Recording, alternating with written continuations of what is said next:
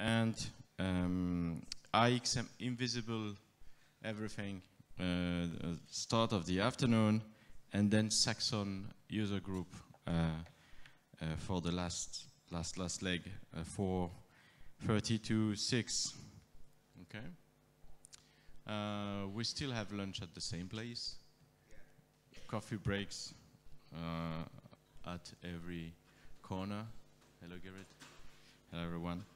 And we have also at some point Tobias Ott that will be reminding you about the demo jam with the very long name finishing with ML about CO2 emission. So at some point, where are you? Over there. Yeah. Okay.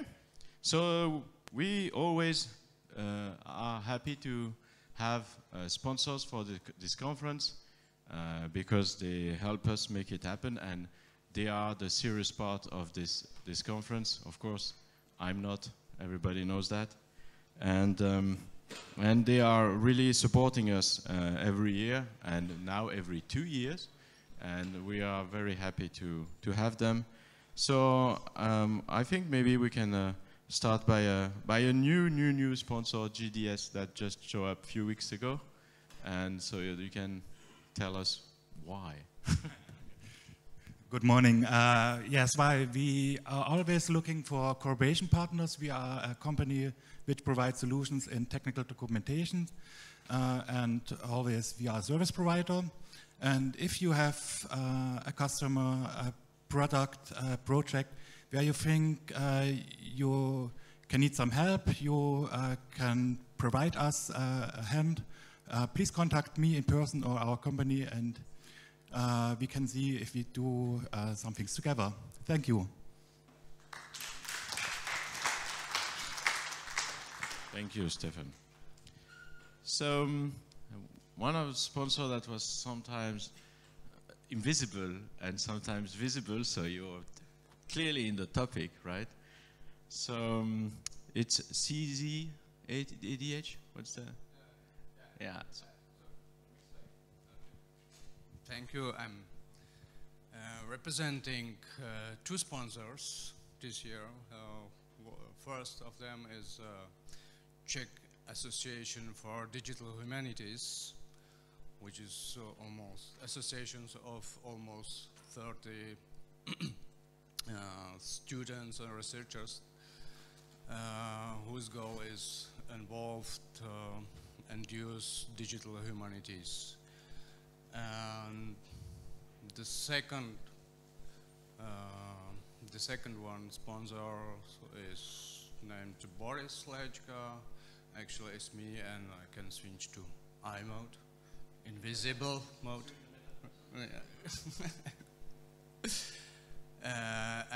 I'm very happy that I can support this event for many years.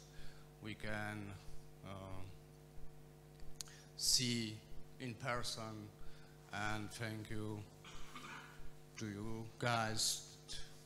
You can make it happen for us. Thank you very much. Thank you, Boris. Thank you. And maybe the last one, maybe you don't know him. Maybe you never heard about him. This is George Wiener! Thank you, Mohammed. Good morning and welcome back to XML Prague for the last day.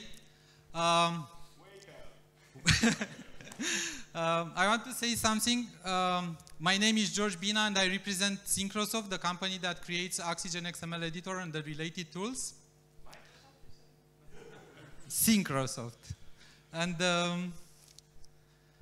one thing that I want to say is that when you try something and you fail, it doesn't work, you should try harder and keep trying, because in the end, I'm sure you'll have success.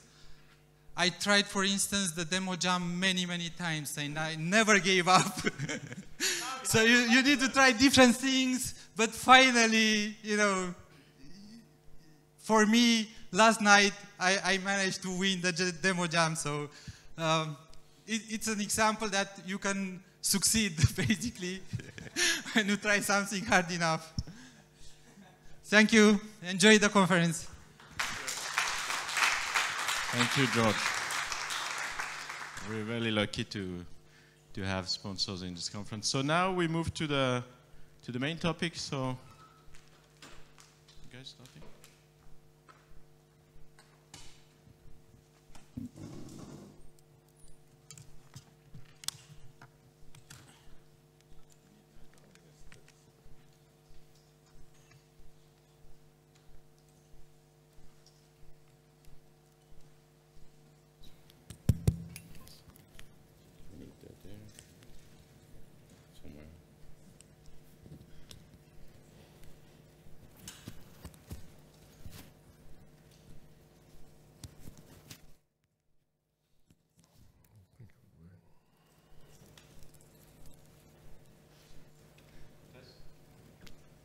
Can you hear me?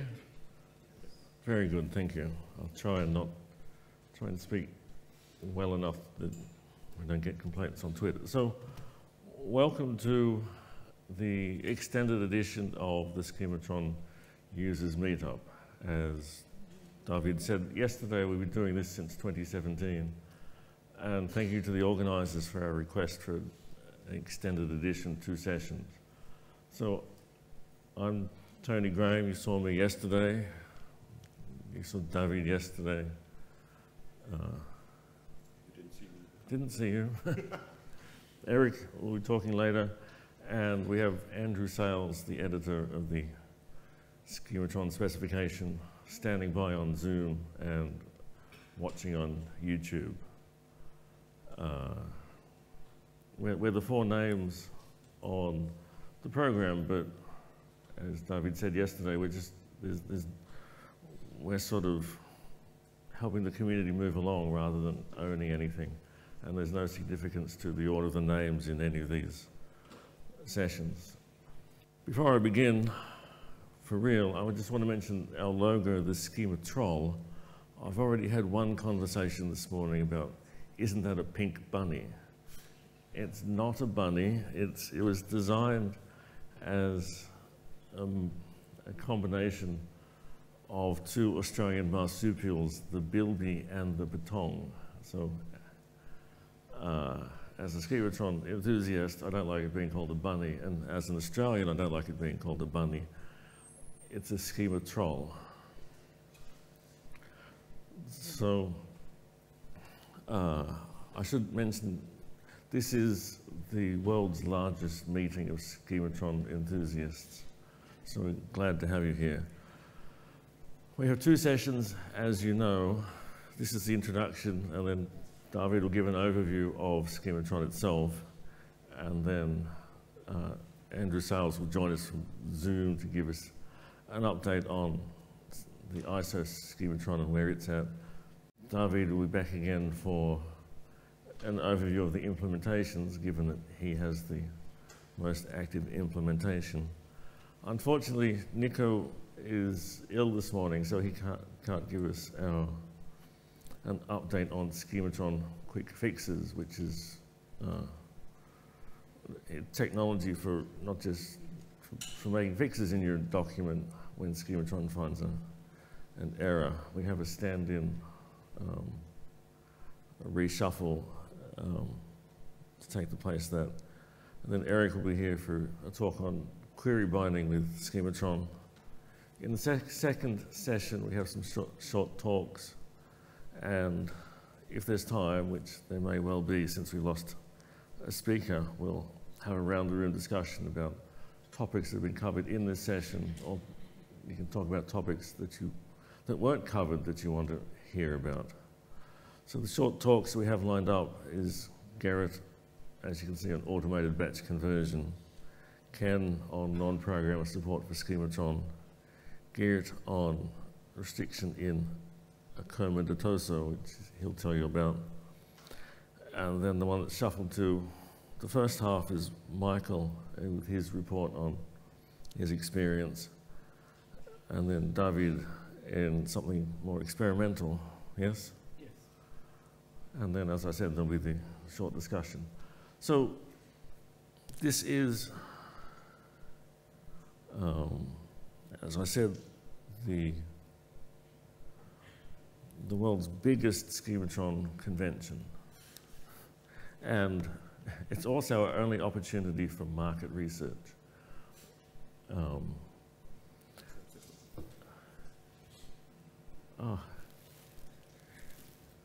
Why isn't it visible?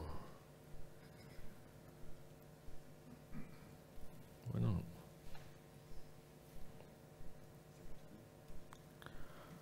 So I had a plan, but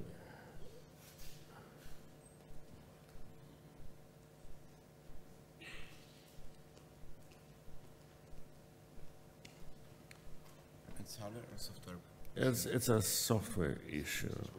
That's Windows. Windows P. Windows P. No. P, not L. This is looking.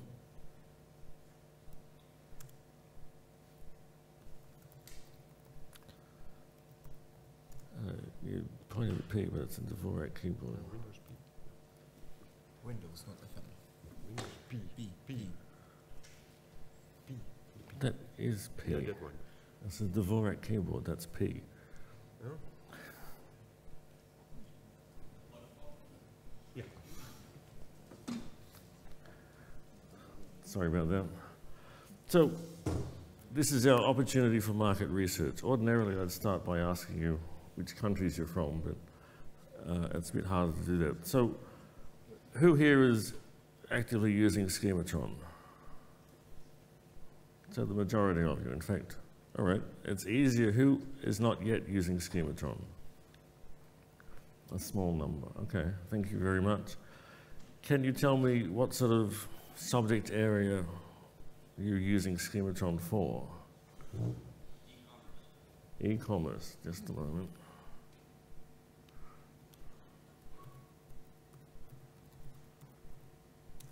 Any other takers? Oh, sorry, I didn't. Jets and bits advice to end users how Oh, right. to improve their checking entity. Okay. Anybody else? Oh, very good. So you run it on the SGML?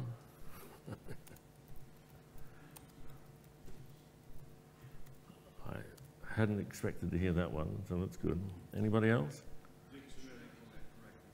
Pardon? Dictionaries. All right, that's a good range so far, but that's any school books. That's good. Editorial guidelines. You used to use Schematron on the guidelines for how to. Is editorial guidelines, does that mean that you use Schematron to check the instructions for the editors or to implement the instructions? English is ambiguous at times. So, as we said, Michael will be giving us a real-world talk because no one reads editorial guidelines. Pardon? Legal documents.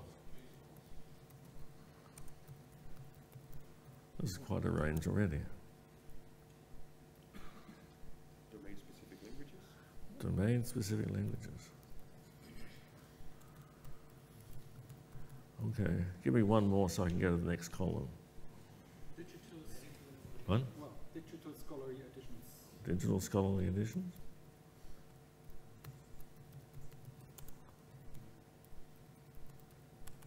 Help if I could spell. Is that it? Anybody, any other takers? Programming conventions. Programming conventions. No.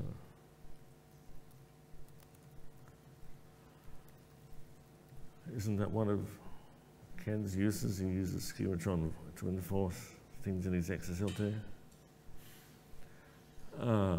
Okay, yes? XSLT code quality.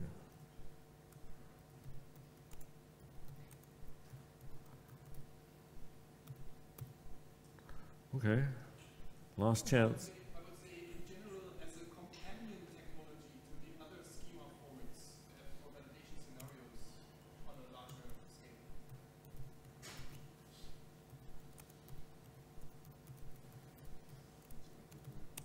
Particularly, for example, the embedding of schematron in relaxing, which is Oh, yes.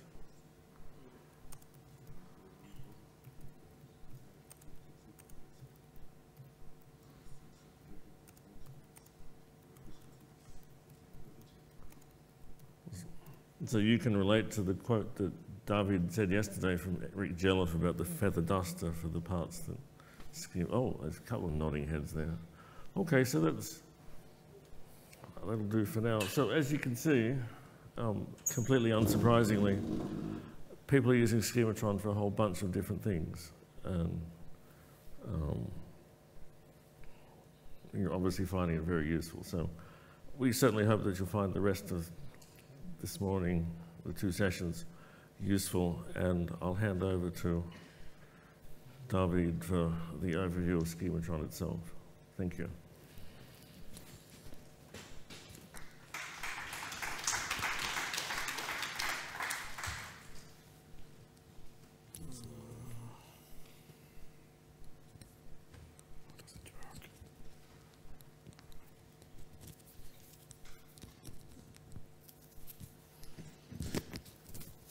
Okay, you can hear me fine.